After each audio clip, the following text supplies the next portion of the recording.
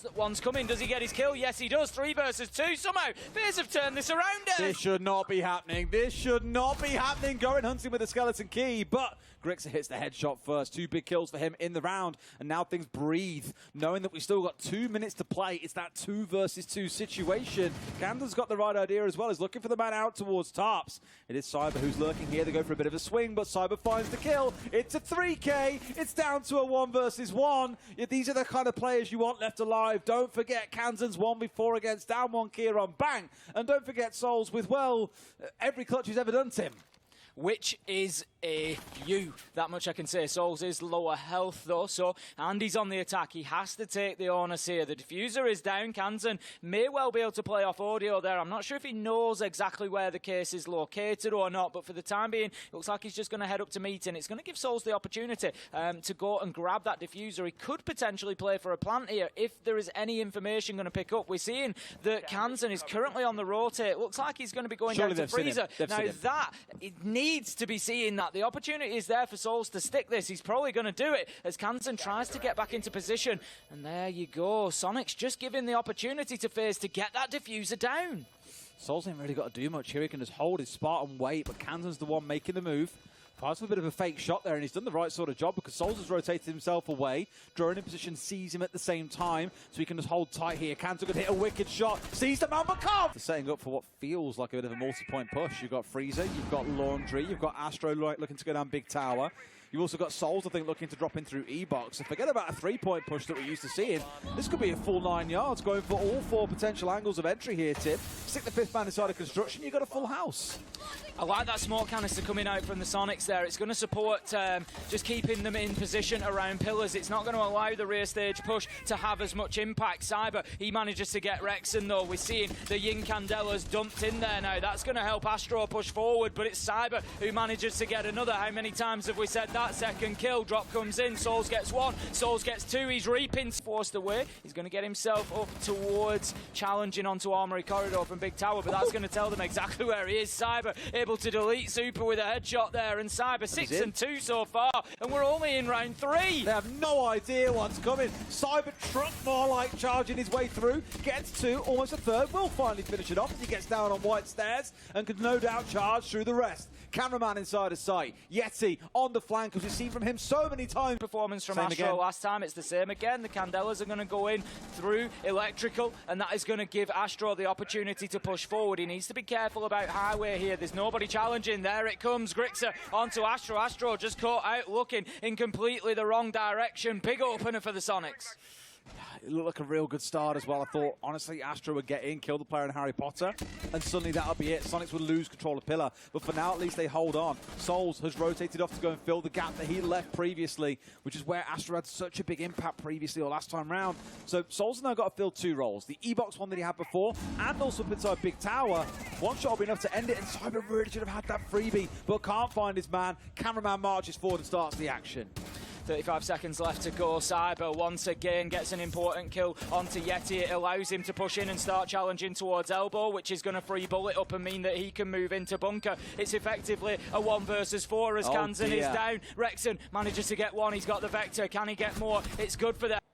Like I mentioned, Tim, this could be that round they're looking forward to get on the board. Even just 1 gives them a bit of breathing room in the second half to know they're not immediately staring down the barrel of match point every single round. Astro's now got himself through all of those Roteros. 3 flashes still in back pocket. He's looking to work his way through in towards sight. Now, with the wall being open up to their right-hand side, they've got that plant angle in behind the couch. The question is, when do they go? That's it. There's a possibility for them here. They're going to have to make sure that the cover is very much in place, and it's not as Yeti steps forward and gets Cyber 4 versus 2 now. SONIQS have got to be able to lock this out. They can't allow a plant to go down here. Astro looks to get aggressive and move into sight. He's got Souls in support as well. That's going to be 1. That's going to be 2. And that leaves us now very quickly in a 2v2. Switches to the pistol. This is not the fight to take, Astro. He's going to turn his back. Needs to be careful there. Picks up the diffuser. Souls actually lost his life along the way there. It's 1 versus 2. 25 seconds left to go. He's got time here and has kind of weaseled his way inside a shower, so a bit of a different alternative angle to come through. You are staring down a shotgun from Grixer, though, which makes me really nervous. He sees that Banshee and just thinks, you know what, forget about it. Trying to make this plant happen. Will he stick, though? Do pros faked him? It's about time to find out. Grixer stepping through. Sees the man. It's an easy one pump. We'll get the disable, and SONIQS. SONIQS are just being forced back more and more, quicker and quicker when FaZe attack this site. And it looks exactly the same as before as well. You know, Grixer's playing highway. You have one player playing around Shaiko's spot. It's normally the Warden that's playing where Grixer is now. Nothing has really changed in terms of the defense from SONIQS, which is what makes me nervous. It's basically the same as before. FaZe Clan are running into the same things they've already seen and succeeded against.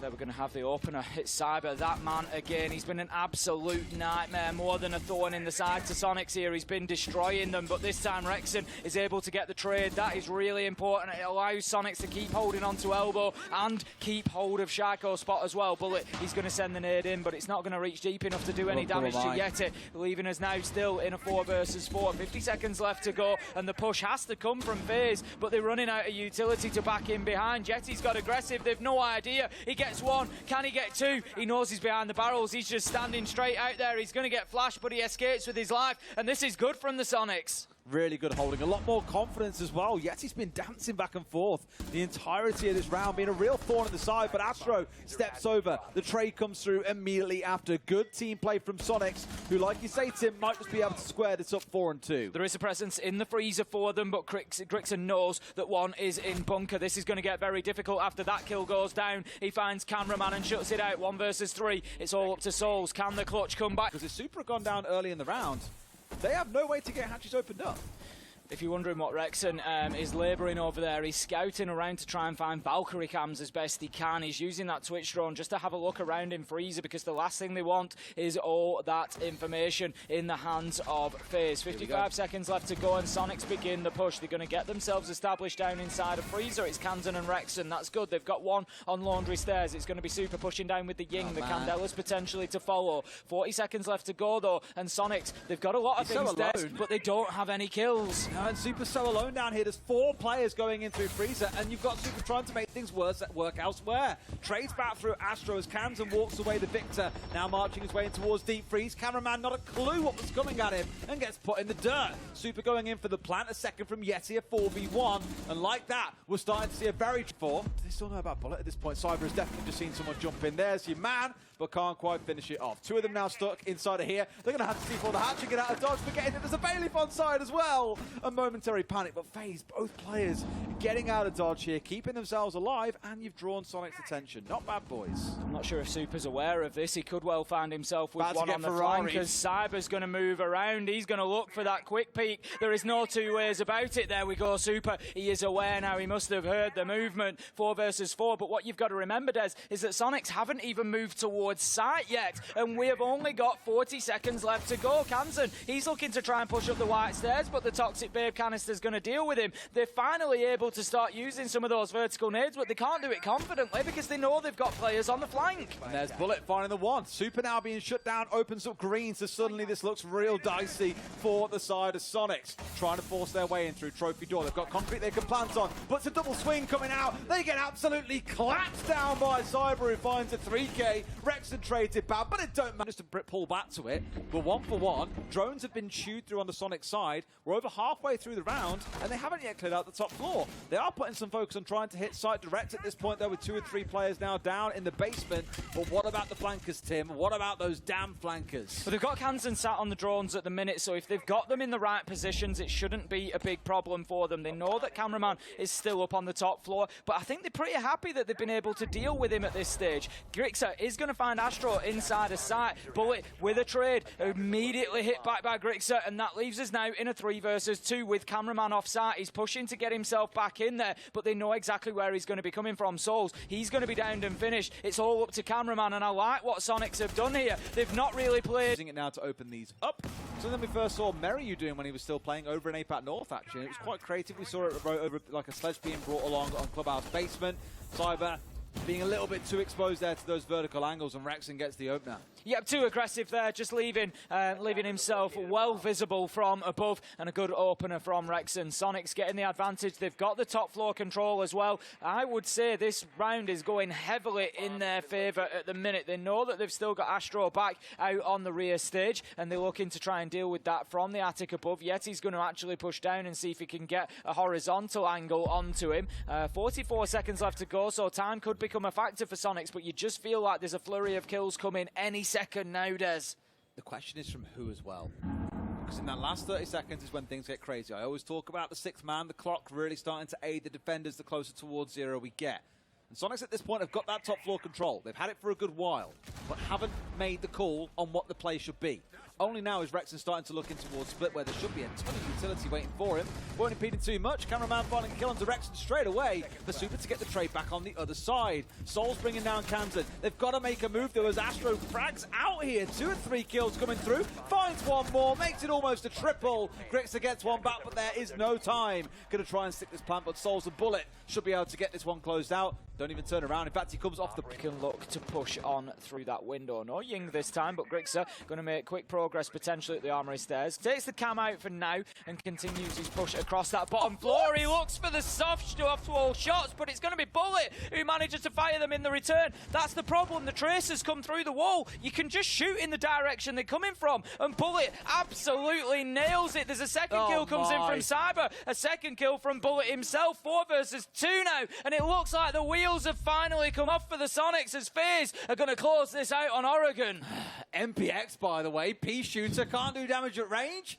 Or through walls. Don't matter if you hit in the head, who cares? Now Super getting blasted from upstairs, gets the flank out from Astro, the same as last round. It's going to be deja vu for Super, I'm afraid. And Yeti, in a 1v4, has got it all to do. He's got the time, but has he got the capability, Tim? That's the question mark. Well, there's an awful lot to ask here. He's got drones, not many of them. He's 3 to go at. Okay. Not him personally. 2 of them are his to control, potentially, but his team are going to be trying to find information. Super Kansan are on those drones, trying to feed anything they can in. 1 versus 3. Yeti just needs to try and isolate fights here. He needs to find these as 1v1s, and FaZe, they need to do the exact opposite. They need to prevent that, create crossfires, be in a position whereby if he does find a kill, he can be challenged upon, and it can be impacted upon. Now then, he manages to find some damage. He's going to be challenged again and again and again on these white stairs. He's down to about 5 HP here. There is very little that Yeti can do now. 40 seconds, and he knows he's just blasting through the floor, hoping to pick anything up. Well, he got Pokeball, as you said, impacted onto him, which really just about summarised it. Man on the ground, shotgun to the...